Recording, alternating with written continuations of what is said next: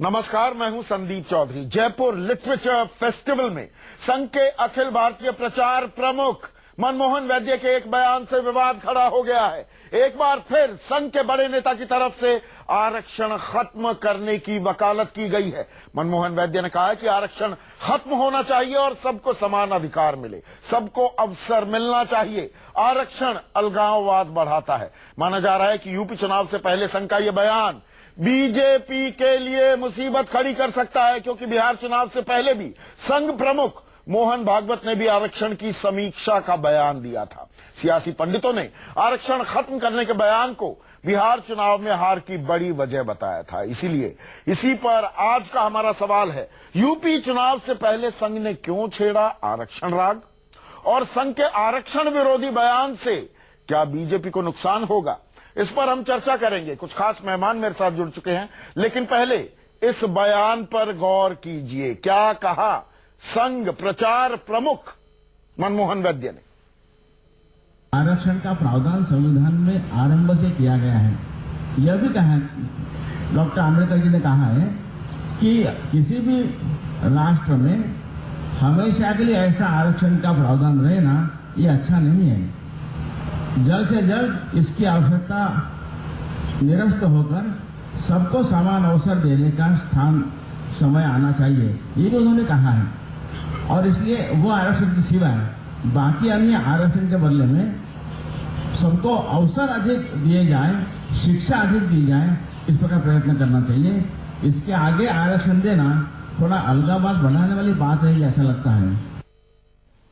और इस पर चर्चा के लिए मेरे साथ बीजेपी की ओर से अनिला सिंह, कांग्रेस के प्रवक्ता मीम अफजल, समाजवादी पार्टी के नेता असीम वकार और साथ ही साथ संघ विचारक राकेश सिन्हा मेरे साथ जुड़ चुके हैं। अनिला सिंह, आरक्षण खत्म होना चाहिए?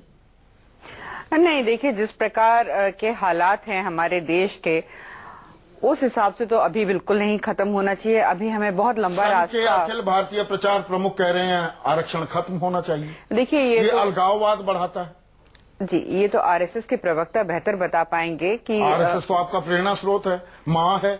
पर मैं भारतीय जनता पार्टी की प्रवक्ता हूं, तो मैं तो भारतीय जनता पार्टी का क्या स्टैंड है, मैं वो आपको बता सकती हूँ।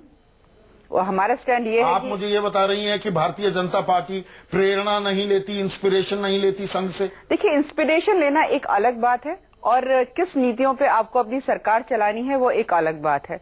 भारतीय जनता पार्टी जो है केंद्र में सत्ताधारी पार्टी है, और जो इस देश के प्रधानमंत्री हैं उनकी अपनी नीतियां हैं, उसके अनुसार भारतीय जनता पार्टी यही भी बात काम संघ करती प्रमुख कहते हैं। मोहन भागवत बिहार चुनाव से ठीक पहले कोलकाता में कहते हैं आरक्षण की समीक्षा होनी चाहिए। आज उनके अखिल भारतीय प्रचार प्रमुख मनमोहन वैद्य जयपुर लिटरेचर फेस्टिवल में ये बात कहते हैं, तो ये तो संघ की सोच हुई ना। संघ की सोच से इत्तेफाक नहीं रखती बीजेपी?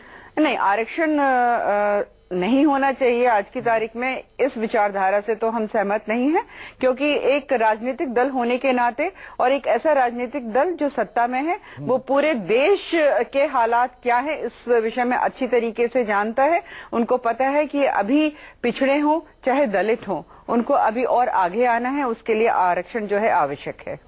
मनमोहन वैद्य तो यहां तक कहते हैं कि संविधान में जो अल्पसंख्यकों को हक दिया गया, अधिकार दिया गया है, वो भी गैर जरूरी है। नहीं, देखिए, ऐसा यही तो बीजेपी की सोच है। आपका आप बताइए। पहली सूची तो आ गई आपकी उत्तर प्रदेश में, कोई मुसलमान चेहरा खड़ा किया आपने? देखिए, आप ही के सांसद प्रवेश वर्मा कहते हैं कि नहीं, वो तो कभी हमें वोट देंगे ही नहीं। नहीं, देखिए, प्रवेश जी क्या कहते हैं ये उनकी व्यक्तिगत सोच हो सकती है। जहां तक भारतीय जनता पार्टी का सवाल है, हमारा तो एजेंडा ही है कि सबका साथ सबका विकास। और हमेशा जब मैं ये सबका साथ सबका विकास, वही तो बात मनमोहन वैद्य कह रहे हैं कि नहीं, समान अधिकार मिले सबको, वही तो बात बोलने लगी ना आप। देखिए, यहीं पर तो दिक्कत होने लगती है। नहीं, देखिए, मैं आपको बताऊं, इसमें मैं बहुत बड़ा दोषी कांग्रेस को पाती हूं। आजादी के 70 वर्ष के बाद भी, जिसमें कि 50 वर्ष जो है, 50 से 55 वर्ष जो है, उन्होंने राज किया, और राज करने के बाद गरीब को और गरीब बनाया और पिछड़े को और अति पिछड़ा बनाया। तो उन्होंने जो हालात है इस देश के बेहतर किए नहीं। जब देश के हालात बेहतर नहीं किए हैं तो एक समान अधिकार यही तो बात मनमोहन वैद्य कह रहे हैं मीम अफजल, कि आपने ये जो राजनीति की है, मनमोहन वैद्य तो बाकायदा बाबा साहिब अंबेडकर को कोट करते हुए कहते हैं कि अंबेडकर साहब ने भी कहा था लंबे समय तक आरक्षण नहीं दिया जाना चाहिए। आपने जानबूझकर SC STs को एक वोट बैंक के जरिए उन्हें कमजोर रखा, उन्हें गरीब रखा, उन्हें वंचित रखा। यह बात अनिला सिंह भी कह रही है यहां बैठी हुई स्टूडियो में।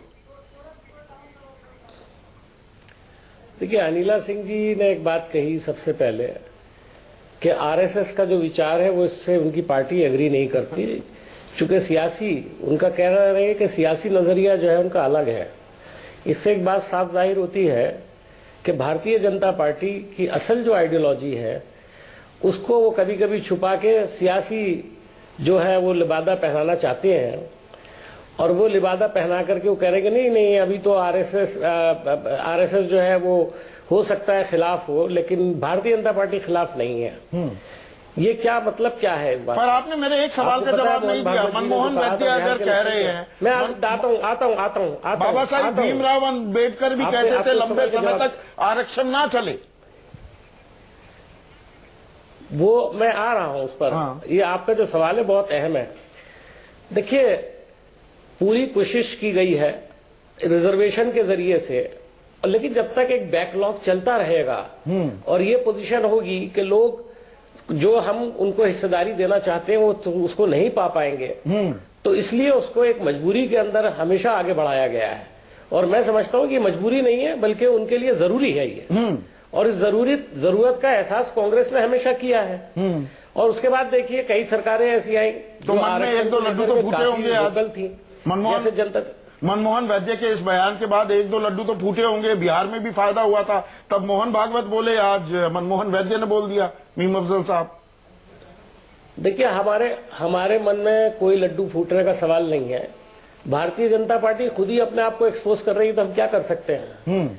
अगर आरएसएस उनको, जो उनकी माँ है, जो एक तरह से कहना चाहिए उनका परिवार है, संघ परिवार है, अगर आइडियोलॉजिकल कमिटमेंट वाली एक पार्टी ने एक बात कह दी है, तो इसका मतलब है कि भारतीय जनता पार्टी आरएसएस आरक्षण के बारे में जो कुछ कहती है वो ढकोसला है, वो उसका एक पहला तो इसे चुनावी मुद्दा बनाएंगे आप? इसे चुनावी मुद्दा बनाएंगे? क्यों नहीं बनाएंगे?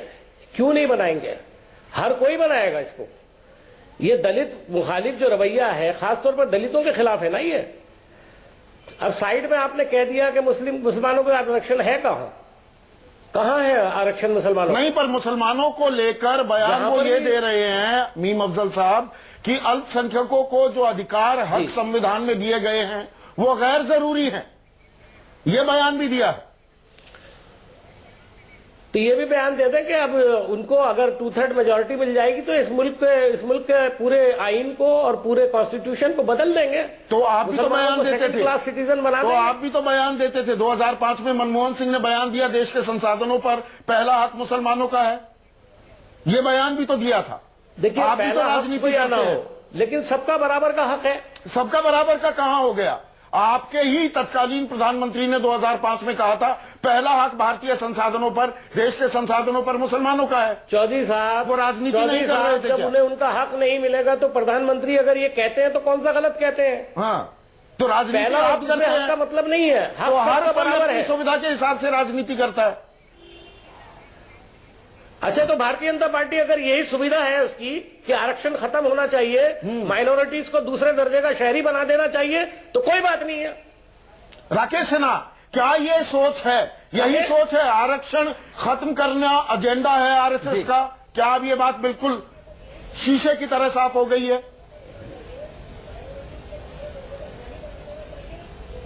मैं संघ का अधिकृत मत बताता हूं।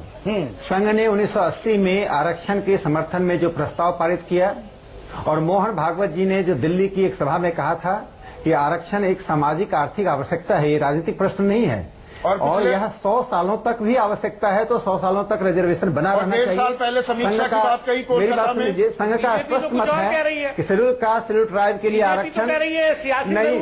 देखिए, मेरी बात सुन लीजिए, मैं बता रही है अनिला सिंह जी। अरे मेरी बात सुन लीजिए, मैं अपनी बात पूरी कर लूं। मीम साहब, मैंने हस्तक्षेप नहीं किया, मुझे पूरी बात कहने दीजिए। मैं इतना कहना चाहता हूं कि शेड्यूल कास्ट शेड्यूल ट्राइब के लिए आरक्षण को उनको खैरात नहीं दिया गया है। संघ मानता है कि ये उनकी सामाजिक आर्थिक सशक्तिकरण के लिए बहुत ही आवश्यक नीतिगत फैसला है, जो तब तक जारी रहना चाहिए जब तक कि शेड्यूल कास्ट शेड्यूल तो ट्राइब के 1.5 लोग साल पहले स्वयं आरक्षण से कोलकाता मुक्ति में की मांग ना सरसंघ करें। चालक, यह तभी होगा जब वो 1.5 मुख्यधारा साल के हिस्से होंगे। पहले सरसंघ चालक आरक्षण की समीक्षा की बात कर रहे थे, तो क्या कह रहे थे वो? मोहन भागवत जी ने जब आरक्षण की समीक्षा की बात कही तो मैं बता दे रहा हूं, बिहार में समीक्षा हुआ, उसी से दलित से महादलित निकला। समीक्षा का तात्पर्य समझिए कि आरक्षण के बावजूद भी दलित समाज आज आरक्षण के दरवाजे तक क्यों नहीं पहुंच मैं पा रहा है। किसकी बात मानूं? यदि उनको शिक्षा के द्वारा, अर्थ के द्वारा राकेश सिन्हा साहब, राकेश सिन्हा साहब, बनकर आपने 80 से अतीत गिनवा मैं दिया। संग- एक मिनट सुनिए तो, मैं- इस बयान पर विवाद होने के बाद मनमोहन वैद्य जब जी। जयपुर लिटरेचर फेस्टिवल का मंच छोड़ रहे थे, तो पत्रकारों ने जब उनसे सवाल पूछा, उनका जवाब सुनिए, फिर मैं अगला सवाल पूछता हूं, सुनिए। मैंने उस समय भी कहा था कि जब तक समाज में भेदभाव का व्यवहार है, जो भेदभाव के कारण आरक्षण देना पड़ा है, वो तब तक देना चाहिए, ऐसा ही कहा था। और जल्द से जल्द यह भेदभाव का व्यवहार समाज में समाप्त हो, ऐसा प्रयास हमने करना चाहिए। और जो weakest among the weaker sections को अब तक लाभ मिलना चाहिए था आजादी के 70 साल के बाद भी, वो क्यों नहीं मिला, इसके एक बार निष्पक्ष जांच होनी चाहिए। ये काफी समय हो गया है और वो जांच होकर उसके कारणों में जाना चाहिए और जल्द से जल्द उनको वो लाभ मिले, इसके लिए टाइम बाउंड प्रोग्राम बनना चाहिए। ये बात कही थी। चल, धन्यवाद। तो देखिए, अब ये स्पिन डॉक्टरिंग कर रहे थे मनमोहन वैद्य। वहां कहते हैं आरक्षण खत्म हो जाए, ये अलगाववाद को बढ़ावा देता है। अब यहां स्पिन डॉक्टरिंग हो रही है, जो कोशिश कुछ हद तक, माफी के साथ कह रहा हूं मैं राकेश सिन्हा, आप भी कर रहे हैं। एजेंडा क्या है मुझे ये बता दीजिए, बिल्कुल साफ सोच क्या है, एजेंडा क्या है? बता RSS दूं का? संदीप जी। जी, संदीप जी, मेरा एजेंडा सुन लीजिए। संघ 1,57,000 प्रोजेक्ट दलितों के और आदिवासियों के बीच चलाता है। हाँ। पूछिए कांग्रेस से कि इस आजादी के 70 साल बाद और गांधी की हरिजन यात्रा 1934 में निकली, उसके बाद हाँ। कांग्रेस ने दलितों को कहां छोड़ा, किस मुकाम पर छोड़ा? अच्छा। आरक्षण आरक्षण आप लड़ते हैं, हम आरक्षण के समर्थन में हैं। आरक्षण के साथ साथ उन्हें शिक्षा के, अर्थ के क्षेत्र में उन्हें सशक्तिकरण कर रहे हैं। अच्छा, समान स्टॉक एक्सचेंज के पैरेलल दलित स्टॉक एक्सचेंज बनाने के का समर्थन किया है। हाँ। कौन है कुंबले साहब? कौन है? आप दलितों को समान हक, प्रधानमंत्री समान नरेंद्र मोदी ने अधिकार देने की बात करते हैं ना महत्व दिया? राकेश सिन्हा? बाबा- आप दलितों को समान हक, समान अधिकार देने की बात करते हैं। मेरे पास तो इतनी जानकारी नहीं संघ की जितनी आपके पास है, तो आपने तो बाकायदा बायोग्राफीज भी लिखी हैं अग्रवाल साहब की, गुरु गोलवलकर की। कितने सरसंघ चालक हुए हैं मोहन भागवत को मिलाकर संघ के आज तक, 1925 से आज तक?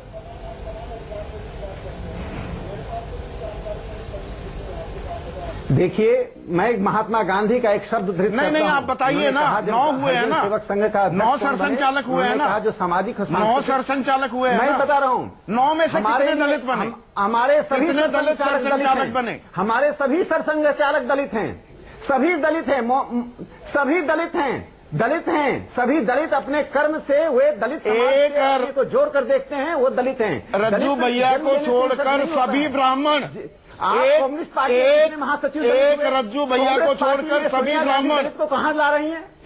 एक रज्जू एक भैया बात को सुनिए, छोड़कर संघ जो दलितों ठाकुर के लिए थे, काम करता सभी है, ब्राह्मण हिंदू समाज को एक मानता है, हम भेदभाव को समाप्त करना पाते हैं। इस अपने संगठन में ही कर दीजिए ना, संघ में कर दीजिए। संघ में बताइए, संघ के स्ट्रक्चर में कितने दलित प्रमुख पदों पर हैं?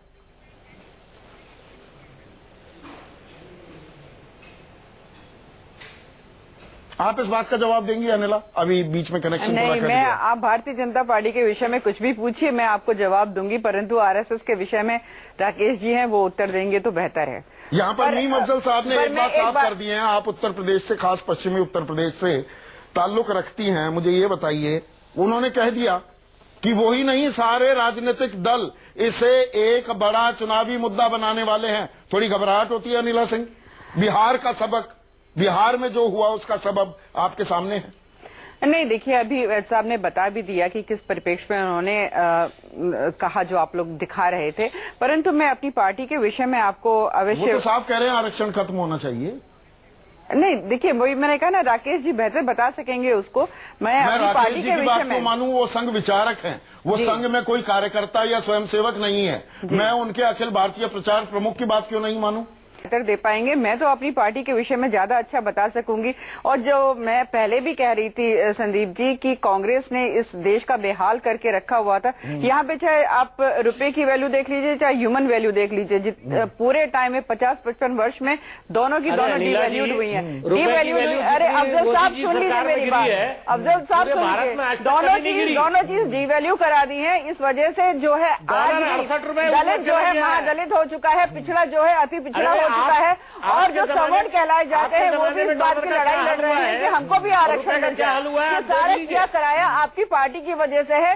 ये देश जो सोने की चिड़िया कहलाता था, आप लोगों ने इसको बिल्कुल पीतल क्या, मैं तो कहूंगी लोहे का बना के छोड़ दिया है। दलितों का बहुत मुश्किल से आप लोगों को दरवाजा दिखाया है, लोगों ने क्या किया, शांत रह रहे और इस देश को विकास की राह पर जाने दें। और इस बीच एक और बड़ी खबर आ रही है, आप दोनों को रोकना चाहूंगा। लालू प्रसाद यादव ने निंदा की है, करारा हमला किया है इस बयान पर, मनमोहन वैद्य के इस बयान पर कि आरक्षण खत्म होना चाहिए। लालू प्रसाद यादव ने कहा है कि आरएसएस पहले अपने घर में 100% 100% आरक्षण को लागू करे। जो सवाल अनिला मैं अभी राकेश सिन्हा से भी पूछ रहा था, कितने दलितों को संघ के स्ट्रक्चर में प्रमुख पद दिए गए हैं, पहला सवाल तो यही है। तभी तो शंकाएं उठने लगती हैं। गैर सवर्ण, दलित, महिला, इनके लिए क्या जगह है संघ में? मैंने आपको अभी बताया संदीप जी, मैं बिल्कुल सही व्यक्ति नहीं संघ को लेकर आप इतना बैकफुट पर क्यों आ जाती हैं? वो तो आपकी मां है ना। नहीं, मैं बैकफुट पे नहीं आती हूँ, परंतु जिस चीज की मुझे मेरे को हक नहीं है उत्तर देने का, तो मैं उत्तर क्यों दूं उस विषय पर पलट कर अगर मैं पूछूं, आपको कैसे नहीं है? नहीं मीम अफजल साहब, कहिए आप इससे इत्तेफाक नहीं करती? क्या चीज? आप ये कह दीजिए कि आप इससे इत्तेफाक नहीं करती। देखिए मैं भारतीय की साइकोलॉजी से अफजल साहब, मैं भारतीय जनता पार्टी की प्रवक्ता हूँ, मैं अपनी पार्टी के विषय में बोल सकती हूँ। अगर आप ये कहने लग जाए कि नहीं अब आप बीएसपी के विषय में भी बोलो, आरएलडी के विषय में भी बोलो, तो मैं उनका पक्ष नहीं रख सकती हूँ। मैं केवल बीजेपी का रख सकती हूँ। राकेश जी जुड़े हुए हैं, वो बेहतर इस विचार से सहमत है क्या? मैंने तो शुरुआत में बता दिया था। देखिए, सत्ताधारी सरकार का जो प्रधानमंत्री है, तो आप कहिए ना कि आप संघ के इस विचार से सहमत नहीं है आपकी पार्टी। नहीं तो मैंने शुरुआत में कह दिया कि भारतीय जनता पार्टी जो है आरक्षण से कोई भी छेड़छाड़ नहीं करेगी। ये आज के समय की जरूरत है। तो कहिए ना, मैं बोल तो रही हूँ, इससे ज्यादा स्पष्ट क्या बोलूं? सहमत नहीं है मीम अफजल साहब, इससे वो कह रहे फिर कहिए ना कि आरएसएस ने जो कहा गलत कहा। मैं देखिए ऐसा आरएसएस ने गलत कहा या सही कहा, आप उनके प्रवक्ता से पूछिए, परंतु मैं भारतीय जनता पार्टी का कीजिए ना, भारतीय जनता पार्टी की सोच क्या है मैं वो बता सकती हूँ, हमको मालूम है। पर मुझे पलटकर मैं आपसे पूछूं, मीम अफजल साहब, ये बाँछें हैं जिस भी हिस्से में होती हैं शरीर के, वो आपकी और आपके बाकी समान सोच वाले और बाकी जो गैर भाजपाई राजनीतिक दल हैं, लालू प्रसाद यादव का बयान मैंने आपको सुनवा दिया, सबकी बातें खिल गई हैं। क्या कहीं ना कहीं गाहे बगाहे आरक्षण के नाम पर, एससी एसटी वोट बैंक के नाम पर, गरीबों के नाम पर एक वोट बैंक आप लोगों ने बना रखे हैं? उनको, उनके उत्थान में आपका कोई इंटरेस्ट नहीं है, कोई रुचि नहीं है उनके उत्थान में, बस वोट मिलते रहें, वोट मिलते रहें। ये भी एक कड़वी हकीकत है कि नहीं? चौधरी साहब, आज तक जो भी उत्थान हुआ है वो कांग्रेस की पॉलिसीज के नतीजे में हुआ है।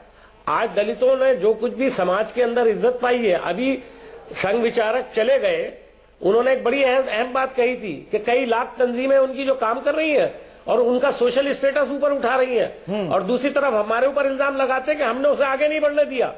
तो अगर संघ इतना गहराई से काम कर रहा है तो दलितों की आज भी हालत वो क्यों है, इसके लिए हम ही जिम्मेदार हैं कि वो भी जिम्मेदार हैं? आप भी जिम्मेदार हैं, आप भी जिम्मेदार हैं। मैं ये पूछना चाहता हूं कि हमने कब बयान दिया कि दलितों का जो आरक्षण है वो जारी रहना चाहिए? आरएसएस ने क्यों बयान दिया कि ये बंद होना चाहिए? तो हमने मुद्दा कब बनाया? मुद्दा तो ये लोग बना रहे हैं।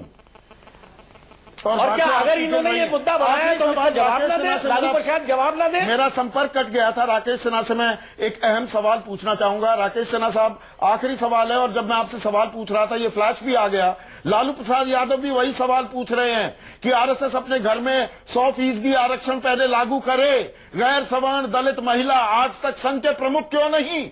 यही मेरा सवाल था। आखिरी जवाब आपका राकेश सिन्हा। दो पंक्तियों में जवाब देता हूं। हम सब दलित तब तक हैं जब तक दलित समाज मुख्य धारा में नहीं आता। हम अपने आप को दलित मानकर दलित समाज के बीच काम करते हैं। दूसरी बात, लालू यादव तेज प्रताप और तेजस्वी की जगह किसी दलित को डिप्टी चीफ मिनिस्टर बना दें, मैं लालू यादव का अभिनंदन करूंगा। लालू यादव का सामाजिक न्याय अपने परिवार तक सीमित है। पहले लालू यादव अपने घर को देखें, शीशे के घर में रहकर दूसरों पर पत्थर तो फेंकना संघ में बंद करें। सामाजिक न्याय कब होगा?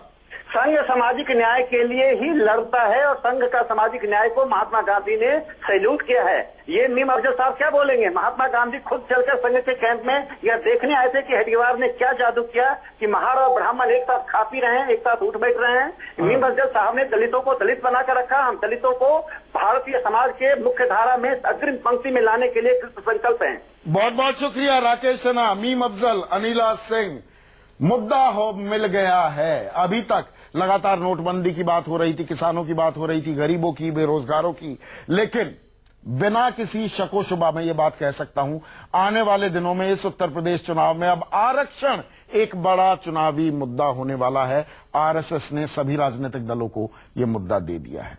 आज सबसे बड़ा सवाल में बस इतना ही। नमस्कार।